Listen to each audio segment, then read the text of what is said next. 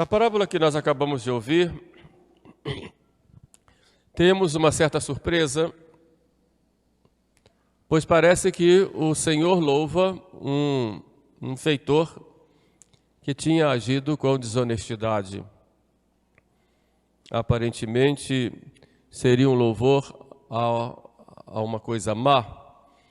Na verdade, ele não louva o ato que foi desonesto, mas ele louva a prudência e o cuidado com que ele agiu nas suas coisas. Por isso Cristo diz, os filhos deste mundo em seus negócios são mais prudentes, mais cuidadosos do que os filhos da luz nos próprios negócios. Ou seja, nas coisas do mundo, os homens do mundo são mais cuidadosos, mais dedicados e mais prudentes quando querem fazer suas coisas e articulações do que nós, que somos filhos de Deus, somos os filhos da luz, naquilo que diz respeito à nossa vida moral e espiritual. Com tudo isso, Jesus dá alguns ensinamentos muito profundos, porque, na verdade, o que ele quer mostrar aqui para nós, de como deve ser o nosso desempenho com os bens temporais. É verdade que os bens temporais fazem parte da nossa vida, e quando falo bens temporais, digo aqui os bens materiais, sobretudo, embora bens temporais tenham um sentido amplo, podem ser nosso lazer, também um bem temporal, nosso contato com as pessoas, nossos amigos, a própria igreja como instituição. São as criaturas, como diz Santo Inácio, nos seus exercícios espirituais. Mas aqui, de modo especial, vai falar dos bens temporais. São Lucas tinha mostrado lá as parábolas da misericórdia, que para haver misericórdia, Deus nos acolher com misericórdia, Ele quer de nós a penitência, mas Cristo vai além. Não basta apenas se converter, o Pai acolhe a ovelha perdida, acolhe o pecador arrependido, mas é preciso que, a partir daí, nós tenhamos outras atitudes de acordo com a vontade de Deus. E a primeira é exatamente a caridade, que vai ficar bem claro nessa parábola, é a esmola. Dar ao outro alguma coisa que é nossa de bem material. Mas vejamos o que Jesus quer nos ensinar e que podemos refletir na parábola que acabamos de ouvir. Em primeiro lugar, somos administradores dos bens de Deus. São João Crisóstomo diz que nós somos dispensadores dos bens alheios. Temos agora as coisas, mas depois não teremos mais. Então, tudo que nós possuímos, nossa casa, nosso carro, nossa conta, nossos móveis, nossos aparelhos, nossa bolsa, enfim, tudo que nós temos, foram nos dados por Deus para nós administrarmos. Não são bens nossos, são bens de Deus. Deus disse, toma conta, cuida, faz render, mas cuida, sabendo que são meus. Vocês são administradores desses bens. Portanto, devemos ter um cuidado de administrar bem, sabendo que um dia nós vamos perder. Um dia não teremos mais. São João Crisóstomo diz, hoje sois ricos, amanhã sereis mendigos. Ou seja, hoje nós temos os bens materiais, uns mais, outros menos, porém depois não teremos nada. Porque uma hora vamos ficar sem nada. Vemos agora, por exemplo, com essa pandemia, quanta gente que tinha muitos bens materiais, muitas riquezas, e de repente pegou o vírus, foi internado, foi para um CTI, foi entubado, pobreza total. Podia ser os melhores aparelhos, os melhores médicos e tudo mais, mas naquele momento ali era um mendigo. Não adiantou nada, do ponto de vista material, né? Se tinha alma preparada, muito bem, mas se não, quando se vai igual a todo mundo. Caixão lacrado, todo mundo lá, ninguém pode velar o corpo, no cemitério, tudo às pressas e tudo mais. Quer dizer, A morte mostra exatamente isso, né? Ela mostra que os bens temporais para nós de nada valem. Valem enquanto nós utilizamos de acordo com o plano de Deus. Fora disso. Porque somos apenas administradores desses bens. Tudo é passageiro. Tudo. De modo que, como é que nós vamos utilizar? A primeira lição que nós tiramos disso é que nós temos que colocar longe de nós todo orgulho e toda dominação e abraçarmos os bens temporais com humildade e com modéstia. Não é porque eu tenho um pouquinho mais que o outro que eu vou maltratar, vou pisar o outro, vou achar que o outro é menor do que eu. Não. Não é porque eu tenho uma função e o outro tem uma função inferior que eu vou me desrespeitar o outro. Olha, o outro é a imagem de Deus. O outro tem uma dignidade. Não é? Então não posso querer maltratar o outro, discriminar, pisar, porque eu sou melhor, sou mais inteligente, tenho mais conhecimento, estudei mais, tenho mais dinheiro, tenho mais poder. Não. Nós temos que colocar para longe de nós toda dominação e todo orgulho, sabendo que o que nós temos não é nosso, é de Deus. Como diz São Paulo, o que tendes vós que não tenhais recebido, e se recebestes, por que vos gloriais? Estejamos atentos. Hoje somos ricos, amanhã mendigos. Hoje temos as coisas, chegará o tempo que não teremos nada. Nós nos apresentaremos diante de Deus sem nada. A única coisa são as nossas obras, o que nós fizemos. Nas mãos, só as obras, se fizeram. Senão, nada. Os amigos não se apresentam diante de Deus naquela hora. A família chora lá na sepultura, depois você está sozinho. Aliás, já está sozinho na hora da morte. Mas nada. Sua casa, fica tudo aí. Como objeto, muitas vezes, de disputas, de brigas, de desarmonias. Não é? Então, nós temos que ter bastante consciência de que nós somos esses administradores. Isso deve nos levar a tratarmos bem os outros, que têm menos que nós. Por outro lado, se um outro tem mais do que eu, como é que eu devo agir? Se eu tenho um pouco menos, não vou alimentar no outro, em mim, sentimentos de inveja, de ira, de rancor, porque alguém possui mais do que eu. Se alguém tem alguma graça, foi Deus que deu. Que tendes vós que não tenhais recebido? Deus deu. Então temos que agradecer. E quando ficamos com inveja de alguém, na verdade estamos indo contra o próprio Deus, que distribui os seus bens como Ele quer, quando Ele quer e a quem Ele quer. Então não vamos alimentar sentimento de inveja.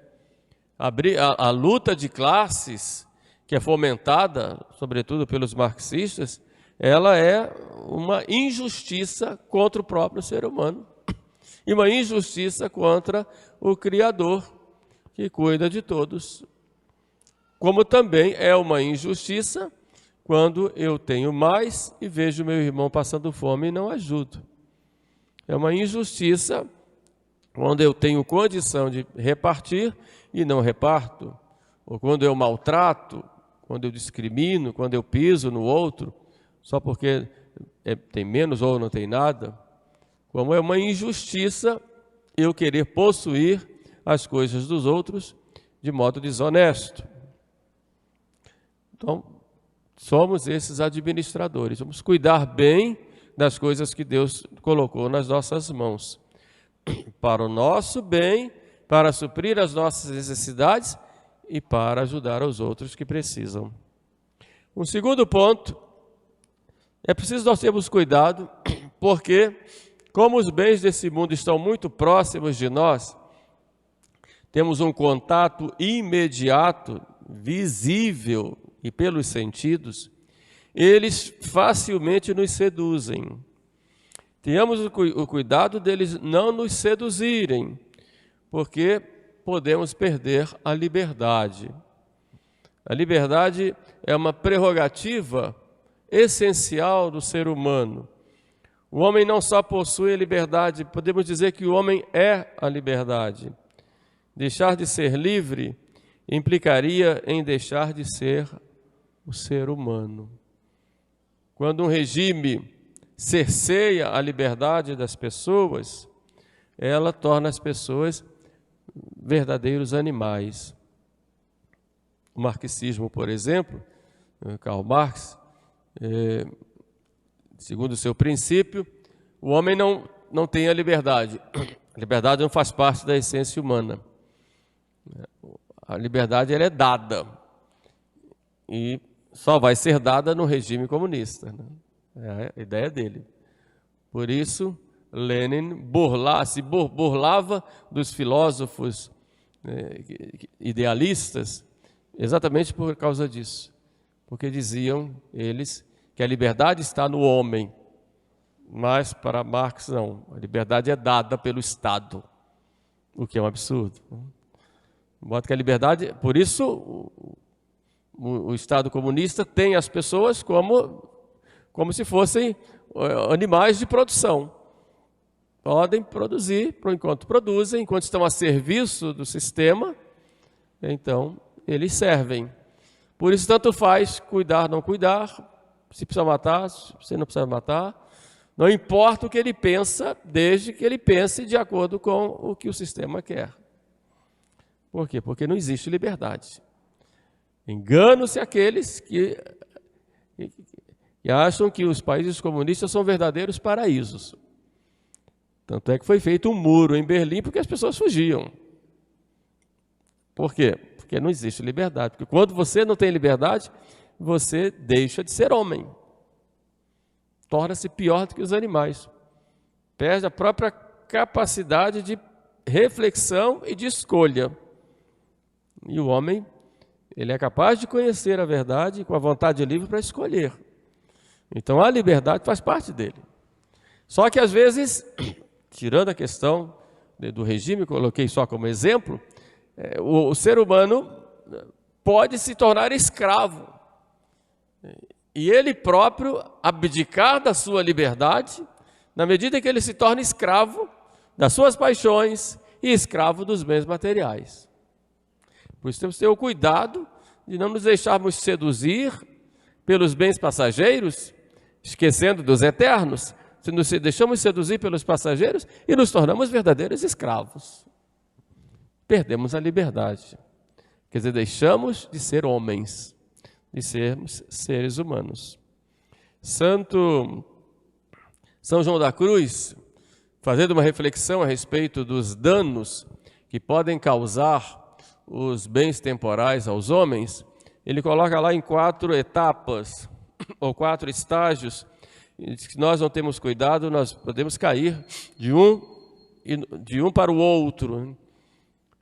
À primeira vista, o primeiro dano que ele pode nos causar, daí temos que ter cuidado, é que o bem temporal coloca ele explica lá, como uma névoa nos nossos olhos, uma névoa que impede de ver as coisas de Deus.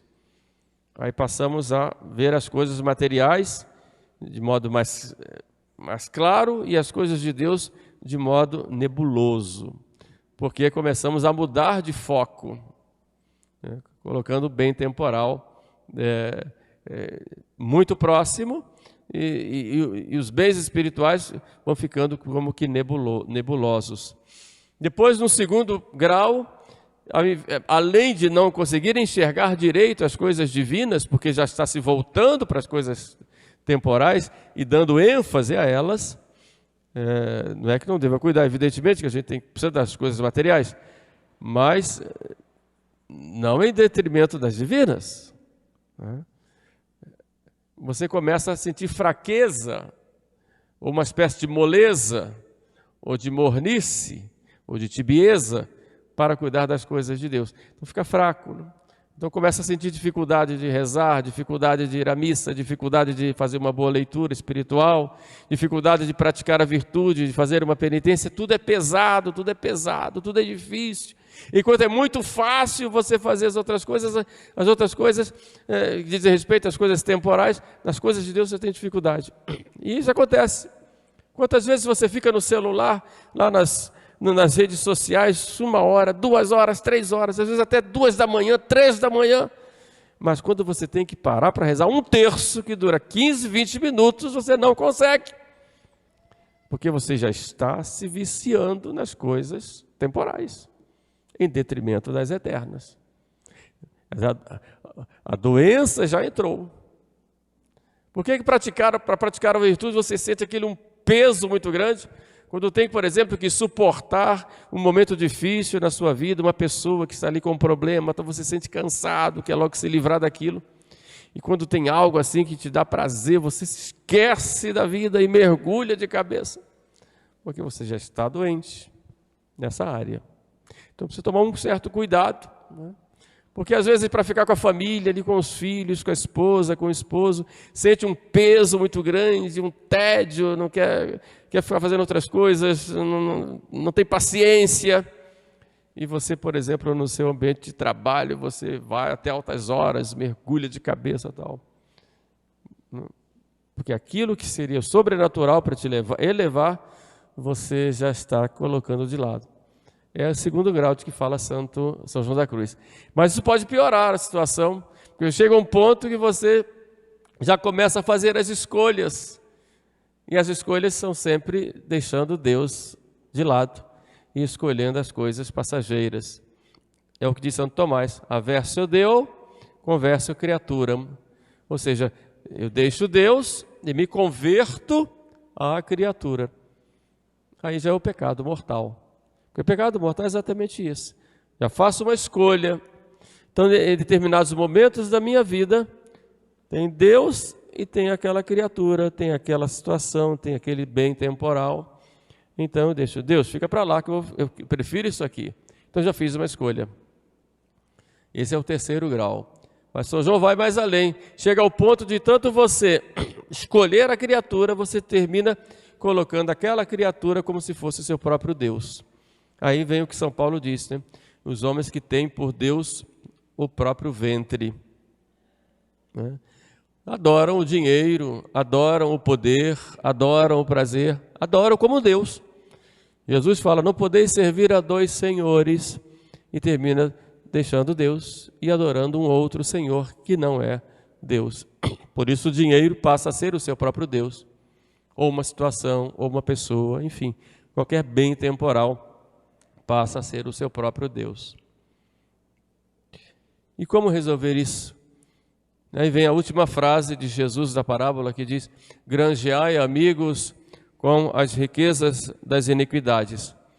Santo Agostinho, ele explica isso de modo muito simples. Então, o que você tem, ao invés de te tirar do céu, deve te levar para o céu. Então, use dos bens temporais como meios para você alcançar a vida eterna. Mas como? Usando o bem e fazendo a caridade. Compartilhando com as pessoas aquilo que você tem, as pessoas que precisam. Então aí você vai ter aquele que é um bem temporal que poderia te tirar do céu, ele vai te levar para o céu. Granjeai amigos, né, com amigos no céu, evidentemente, com as riquezas da iniquidade. A esmola, o auxílio que se dá ao outro, o dízimo que se dá na igreja, como um meio de partilhar um pouco do que eu recebi e dou para Deus, para ser utilizado de acordo com o plano de Deus na igreja. Tudo isso faz parte exatamente daquele bem temporal que é meu, que Deus me deu para cuidar, evidente, que é de Deus, mas eu vou dividir, vou dar um pouco, vou partilhar, vou ver aquele que precisa, com a esmola e etc. São Lucas, lá no capítulo 12, essa parábola está no 16, mas no 12 ele dá a chave de explicação dela. Quando ele diz: vendei o que possuís e dai-o de esmolas. Isso Jesus falando. Evidentemente, Jesus não está dizendo aqui no sentido geral para todos venderem tudo, mas no sentido de que aquilo que impede de você viver a união com Deus. Provei-vos de bolsas que não envelhecem, de um tesouro inexaurível no céu, onde não chega o ladrão, nem a traça corrói. Aí ele fecha dizendo, porque onde está o teu tesouro, aí também estará o teu coração. E aí nós nos perguntamos, meu Deus, onde é que está o meu tesouro? Onde está o meu coração? Em quem eu ponho a minha confiança? Ou em que eu ponho a minha confiança? A quem eu me estou entregando todos os dias? Qual é a verdadeira razão da minha vida? Por que é que eu trabalho? Por que tanto sacrifício? Por que tantas horas? Por que eu faço tantas coisas? Por que eu corro o dia inteiro? Por que tudo isto? Por que todas as minhas preocupações? Então, qual é o verdadeiro sentido disto? É um sentido passageiro ou o sentido eterno? Isso é tão importante nós respondermos para nós mesmos, porque disso depende toda a nossa vida e a eternidade, que é o mais importante.